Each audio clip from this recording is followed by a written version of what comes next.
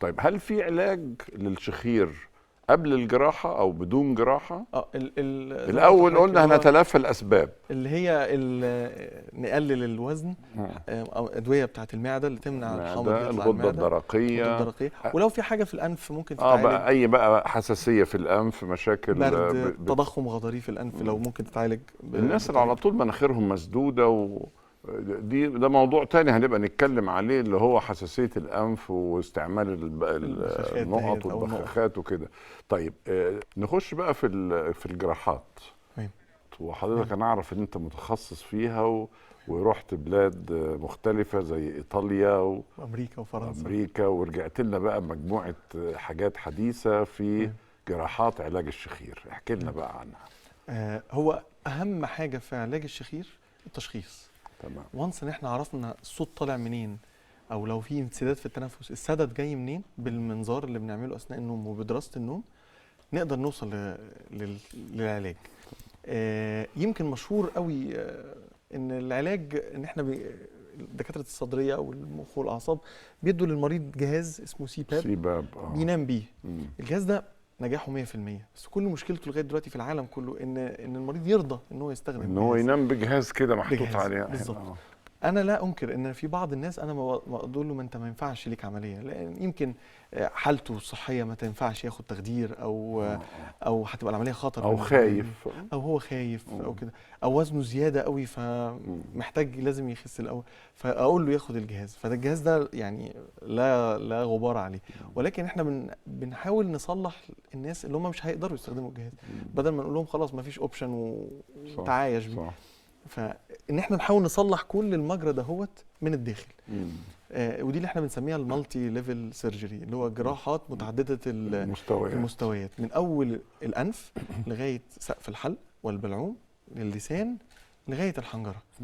احنا كل دوت من جوه، يعني ان احنا نوصل نصلح كل دوت من الداخل. معظم الناس اللي بيبقى عندها مشكله سد مجرى التنفس، زي ممكن التضخم اللوزتين، تضخم اللحميه، تضخم غضاريف حاجه واضحه قدامي واقدر لو شلتها او اوسع السكه، اوسع الدنيا. هو بيحس بتحسن رائع ومش محتاج بقى يلبس جهاز خالص. انا من غير قطع كلامك لسه حفيدي 4 سنين كان بيشخر بشكل غير طبيعي، ففعلا كانت اللحميه كبيره واللوز كبيره وعملهم له، اختفى الصوت لدرجه ابني بيقلق يقوم يتاكد انه متنفس، لان هو كان علامه نومه انه يسمع صوت الشخير. بالظبط. هو نفس الفكره في الكبار. طبعا العمليات الكبيره اللي بنعملها في الكبار ما بنعملهاش في الاطفال. الاطفال معظمهم اللوز واللحميه، لكن في الكبار بنقدر بقى ان احنا نغير شكل البلعوم من جوه، نشد سقف الحلق من غير ما نشيل منه حاجه. اللسان نفسه بقينا نقدر نصغره من جوه باجهزه زي الليزر وزي الكوبليتور والحاجات دي اجهزه. ده بيقولوا لي في جهاز معانا صورته، بيقولوا بيتحط برضه من الداخل، فبرضه حضرتك يمكن دي بقى ان شاء الله تشوف الصوره كده وتعلق لنا عليه ده ان شاء الله المستقبل. الجهاز ده انا اتعلمت عليه كان في كاليفورنيا. اسمه انسباير سيستم.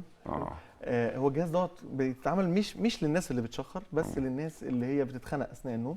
هو عباره عن حاجه بتتحط في الصدر، بتتزرع كده هو جوه العضلات بتاعت الصدر، وليها سلك صغير بيتزرع جوه عضلات تحت، وفي حاجه بتحفز الاعصاب اللي موجوده فوق. اول لما المريض يبدا يتخنق او يضيق النفس، يحفز الاعصاب اللي مسؤوله عن المجرى التنفس العلوي دهوت، تزق اللسان لقدام وتزق سقف الحلق لقدام، تفتح النفس. وهنا ما يحتاجش يصحى، ما يصحاش، مش هيصحى. هنا العين خف تماما. خف تماما. انا يعني كنت متخيل ان الحاجات دي نظريه ما بتتعملش خالص، بس لقيتها لا، ده بتحصل. لقيتهم وبيركبوها وناس كبيره في السن، يعني ناس كبيره بتعمل العمليه دي. كنت متخيل لا، دي عمليه كبيره.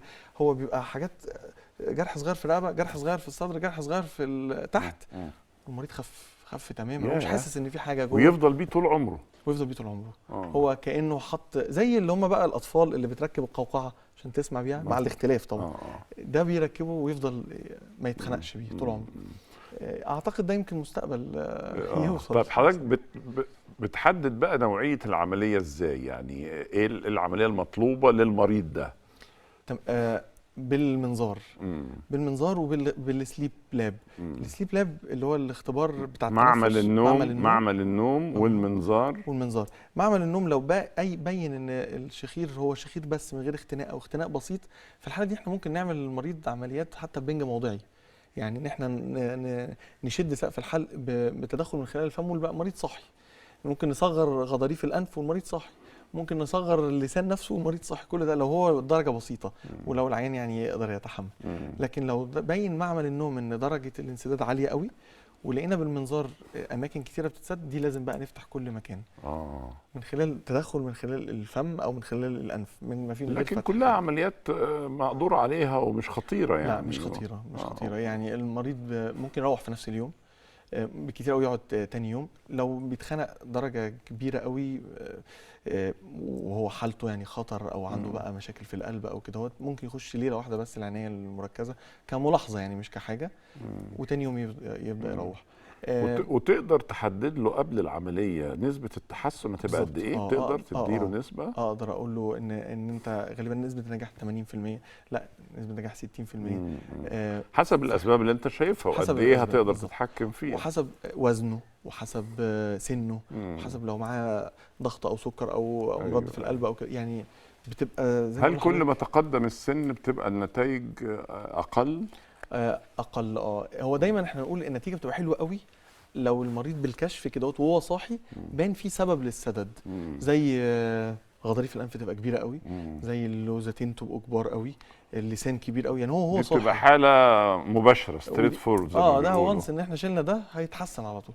لكن في ساعات بنكشف على المريض ونلاقيه سليم خالص ما فيهوش اي حاجه، زي حد في التقرير قال رحت للدكتور قال لي انت كويس ما عندكش حاجه. ده بقى لما بينام وبنعمل له منظار النوم عايز تدوير ده بالظبط يبدا ينسد. ده بقى بتبقى نسبه نجاح اقل طبعا.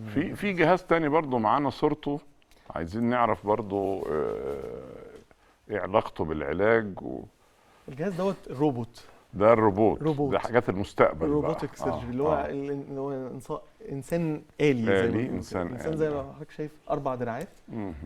الاربع دراعات دول ممكن يدخلوا من خلال الفم من خلال البق بيبقوا صغيرين قوي وممكن يخش معاهم كمان 2 تانيين، يعني ممكن يبقى يخش 6 انسترومنت من خلال الفم، 6 آلات من خلال الفم ويشتغل بيها على اللسان او على سقف الحلق او على الحنجره من الداخل.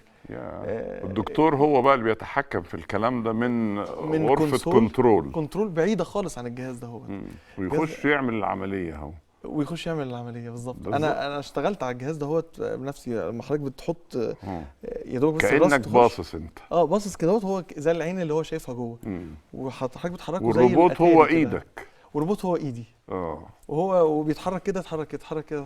تمام. ايه تاني في باي ذا واي الروبوت اسف لقطع كلام حضرتك، هو موجود في مصر. في روبوت موجود في معهد الاورام هنا في القاهره، بس بيستخدم اساسا لجراحات المسالك عشان البروستاتا او كده. لسه ما اشتغلناش بيه في الانف والاذن بس هو هيجي. طيب العمليات بتاعت الشخير دي ممكن الحاله ترجع تاني؟ يعني نسبه رجوعها بعد العمليات قد ايه؟ والله على حسب برضو التشخيص في الاول. لو هو زي ما بقول لحضرتك كان زمان كان معظم العمليات كلها احنا بنشيل يعني نشيل سقف الحلق، نشيل اللوز، دلوقتي على قد ما نقدر ما نشيلش بس نغير اقل تدخل ممكن واقل شيل ممكن بالظبط. حتى احنا بنقول من ديستراكتيف لريكونستراكتيف، يعني من جراحات تدميريه لجراحات اعاده بناء بالظبط، تصليح يعني. بنغير شكل البلعوم. في الحاله دي لا ما بترجعش. الا بقى لو العين بقى تخن تاني جات له نفس المشاكل، في المعده. هي برضه الموضوع في ايده شويه يعني. طبعا